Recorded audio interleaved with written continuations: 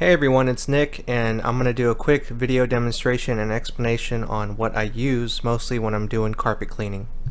And I'll also explain some failures that I've had along the way and some things that you should just avoid buying.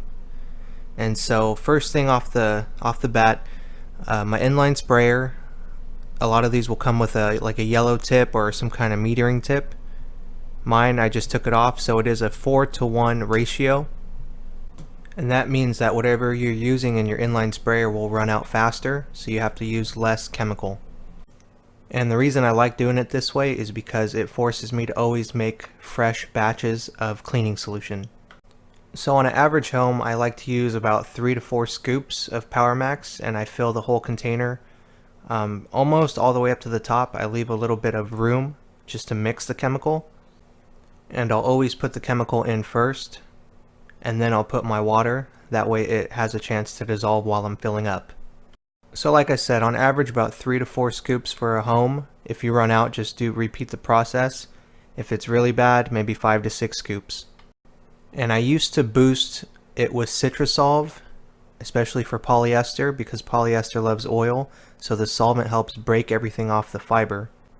But I recently found out that Dynachem or Cobbs makes the same kind of solvent booster, and it's just so much better.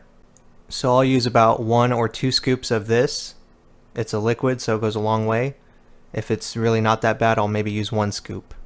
But what I've been doing recently is using my main pre-spray and then making a tough batch in a pump-up sprayer.